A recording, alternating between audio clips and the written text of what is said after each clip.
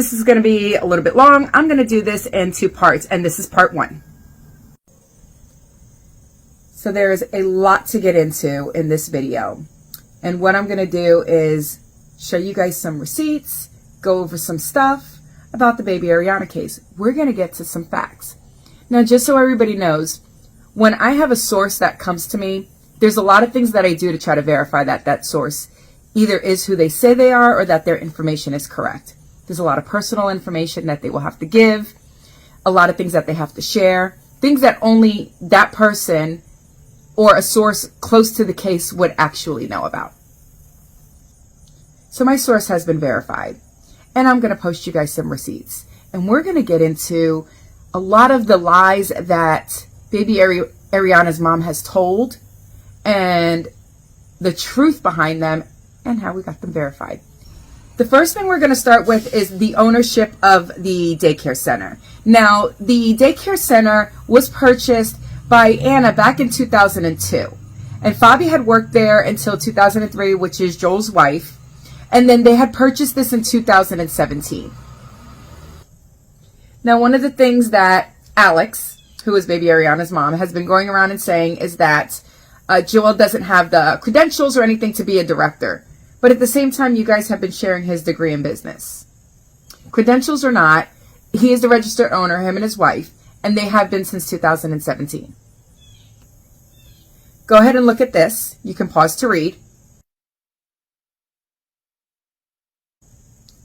Now, this was pulled up on the state's website. Anybody can pull it up. And as you can see, this daycare has not been red flagged. It's in compliance.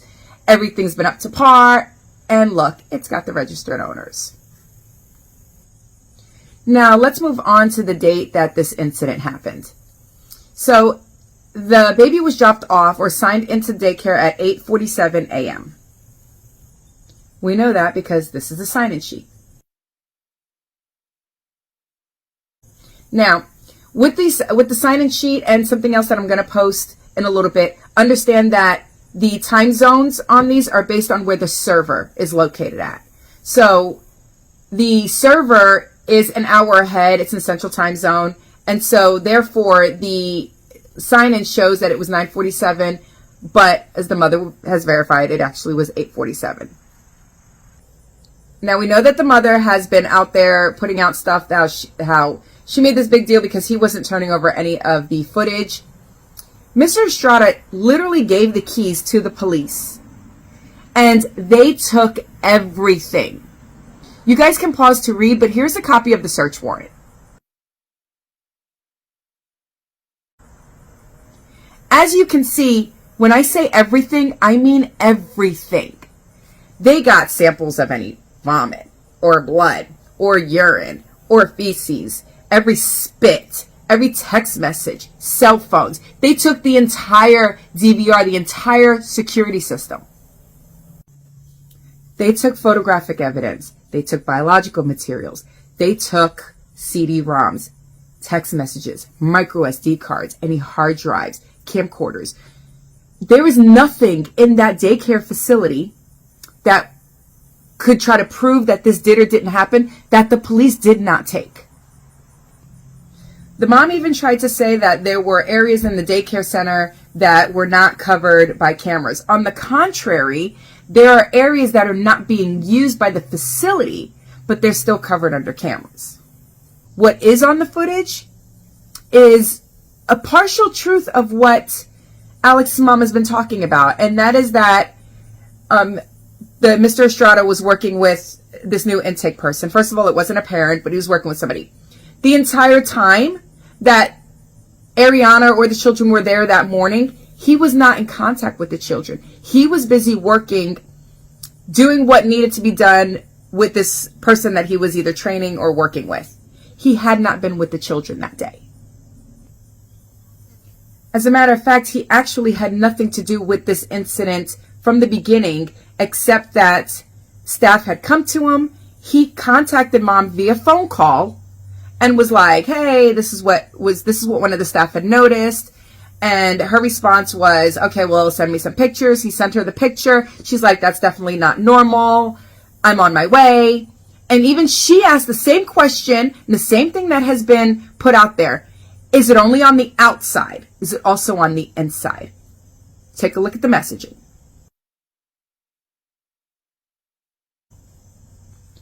Now, before I move forward in the story with what happened once Mom got there, I also wanted to clarify some things that were being said and being put out there by the mom when it comes to the man who owns this daycare center.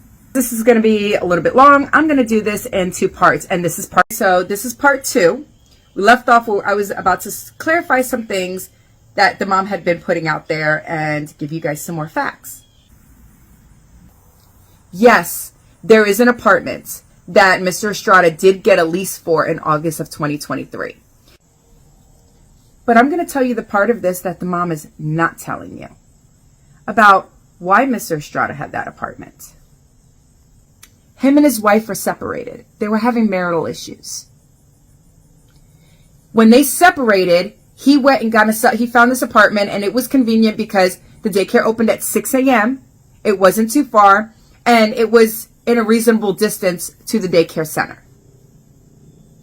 He didn't take anything from the marital home. He didn't take the furniture. He didn't take anything. So Mr. Estrada was buying furniture. It didn't come fully furnished. So he had to buy things to furnish this.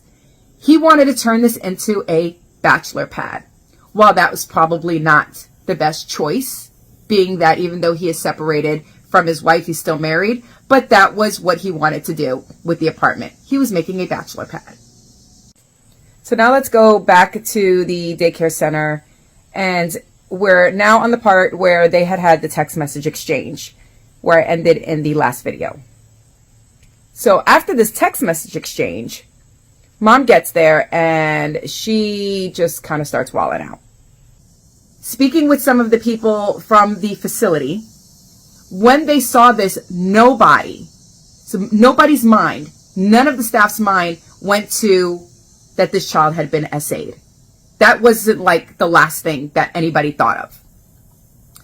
And so Mom immediately jumps into this whole big thing, and Mr. Estrada ends up having to call 911. This is a copy of the call log. That is a copy of the 911 call that he made from his phone. Again, you'll notice that the timestamp is off by an hour because of where the server is actually located at.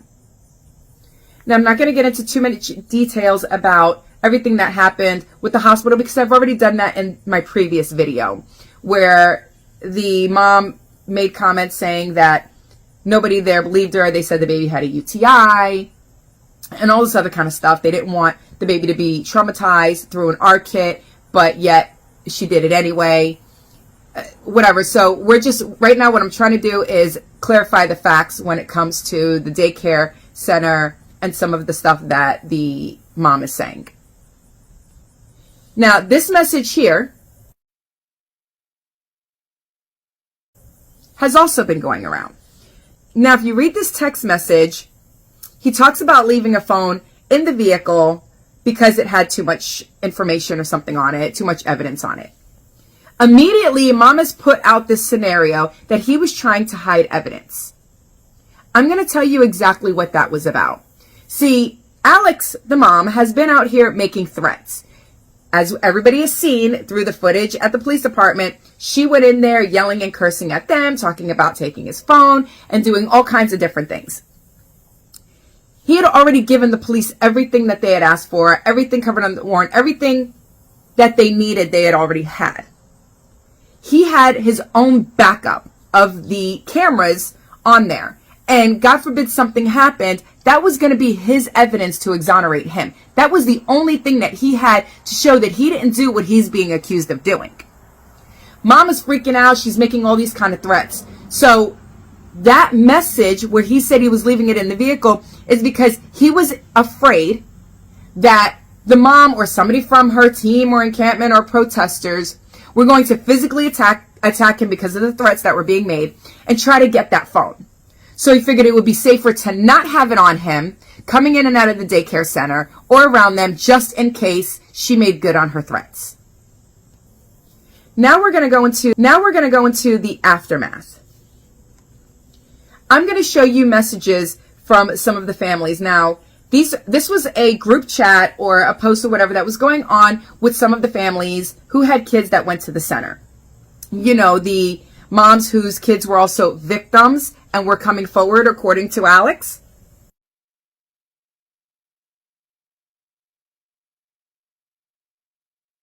As you can clearly see, all the moms have said that their children had said that nothing happened.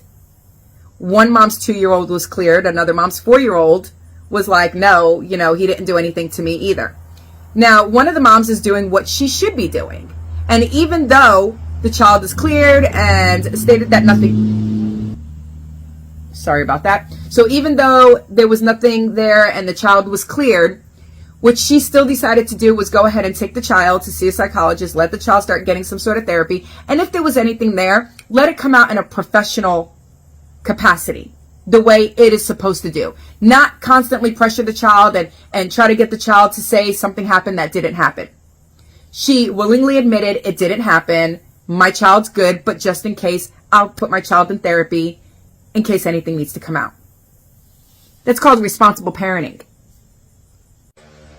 Okay, now the last thing that the mom, well, actually there's a whole bunch of things, but the last thing I want to address is where she's going out there and spreading the rumor that I am tracking her daughter's ARC kit. Nowhere has that ever been said. What I am waiting for is a public information request, and I have been tracking that, and it's in the process, and that is for any 911 calls and reports or anything that were made that is currently available to the public. Don't know if it's going to be released yet. So when you guys look at everything that's going on, so you have a mom here who's making all these noise. Why? Because it's not going to get swept under the rug. Her child's not going to be a silent victim. But you have a police department that has taken her accusation apparently very seriously. I mean, they've done a search warrant and they have gathered every single thing they can possibly think of. There's an active investigation. They've already looked at the footage, apparently. They've looked at a lot of the evidence. She's upset there hasn't been an arrest made. She's not willing to concede to the fact that maybe there's not an arrest made because maybe, just maybe, what she thinks happened didn't actually happen. Instead of letting the police do their job, as we can clearly see they are trying to do, she's out there raising money for I don't know what. I mean, she's doing meet and greets with her daughter. I mean, she's literally taken this poor little child and thrust her out there and is using her to make money, to meet people, to do all kinds of things that are just so unbelievably disturbing. And every time you mention it or you get too close to the truth, as we all saw from last night, she immediately goes on the attack. But I am going to say this. If, let's just say if, by chance something happened, there was a touching incident they can't prove, or whatever the case may be, I do hope this little girl gets justice because she deserves it. And if in fact it is ever proven that something did happen, I would publicly apologize to her because I'm not above that. But at this point, if it didn't happen and she has tried to destroy this man's life, God, you know what? Everybody loves a comeback story. And I would really hope that content creators, if it's ever proven this never happened, that other content creators will go out there and help this man get his life back. And I really hope that the state would step in and do what is right by this child.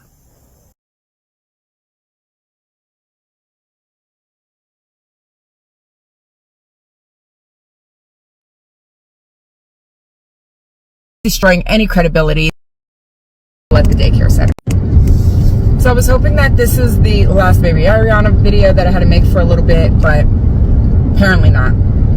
And I was going to go to make this one into combining everything from the live that happened with this advocate or whoever the heck she is, and some information that I know that everybody actually wants to hear that I said I was going to post, which is information directly from the people at the daycare center.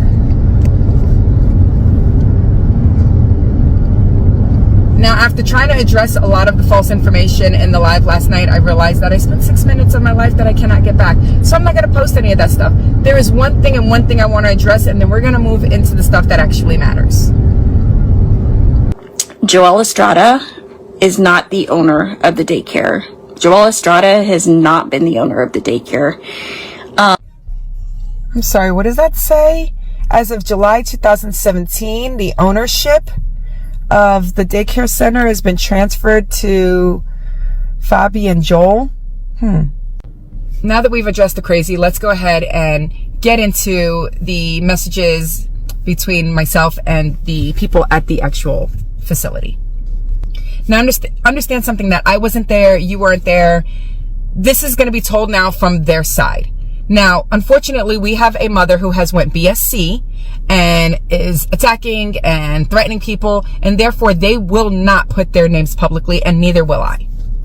I am going to go ahead and post some screenshots of some different things that they have said, so that way you guys have the actual receipts and you could see their words for themselves.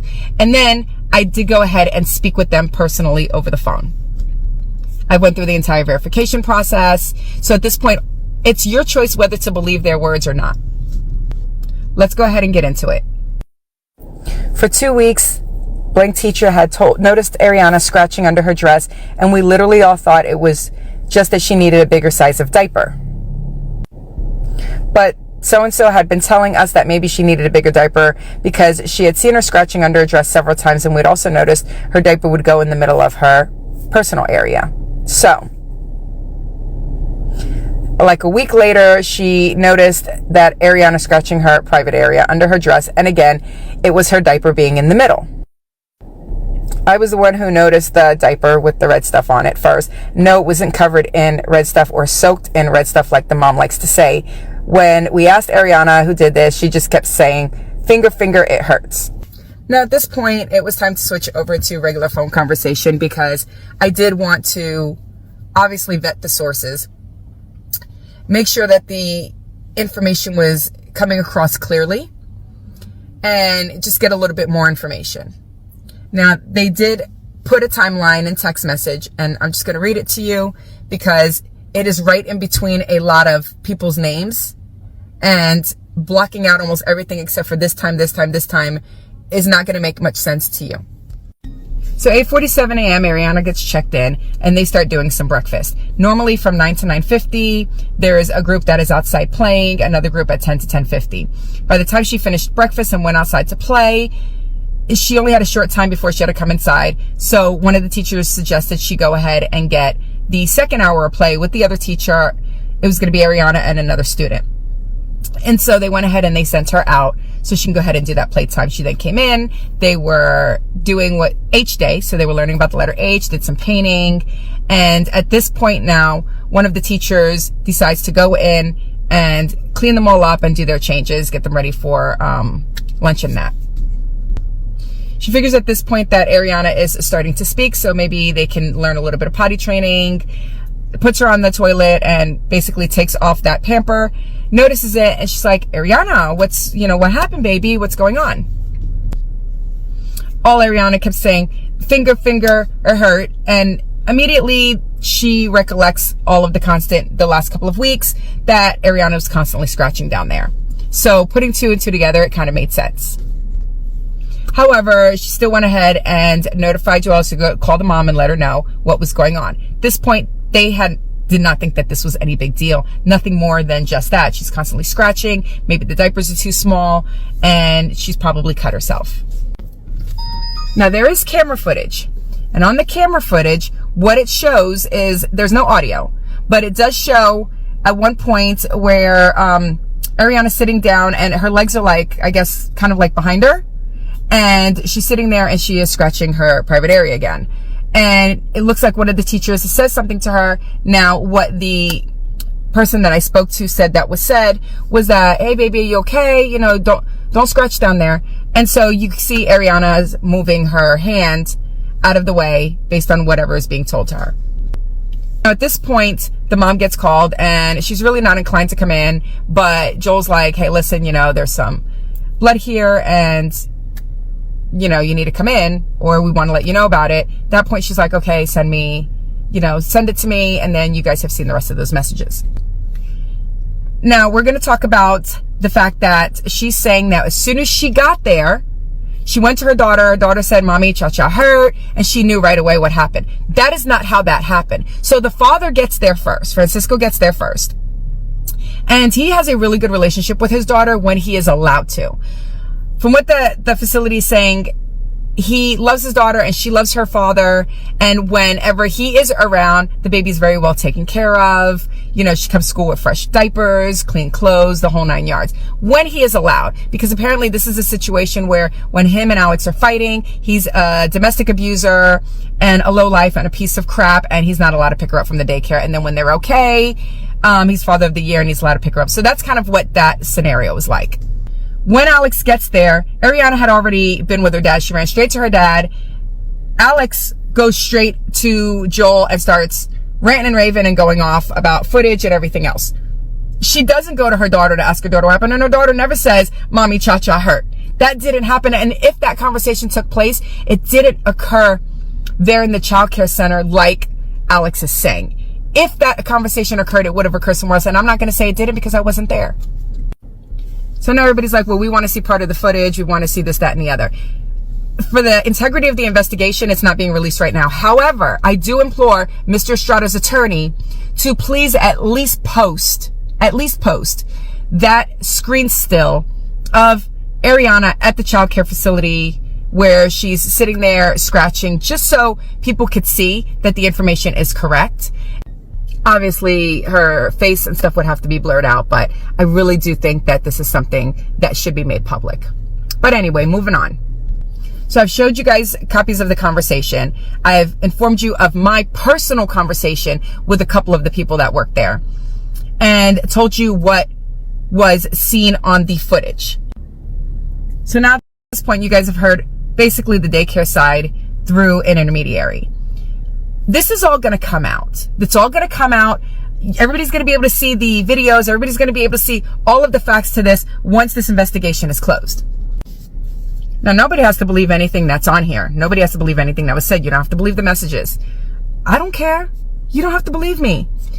Eventually, the truth will come out because the truth always comes out one way or another. Whether you choose to believe that truth or to believe the lie, that's on you. I also want to just make this little public announcement to the daycare owners. Whenever your attorney gives you the okay to speak, this platform is open for you guys to tell your side of the story at any time. Open interview. You can answer public questions or not. Now, just to do a quick summary so I can end this. Last night, Mom did post saying that her daughter was cut down there.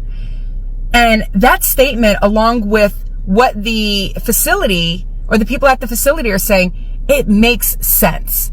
Whatever this craziness that this advocate was posting on a live is so out there right now that it literally doesn't make sense. I don't know where in the world this person came from, but there's so many people who have their hands in this on the mom's side that it's just destroying any credibility that she did have, would have, could have.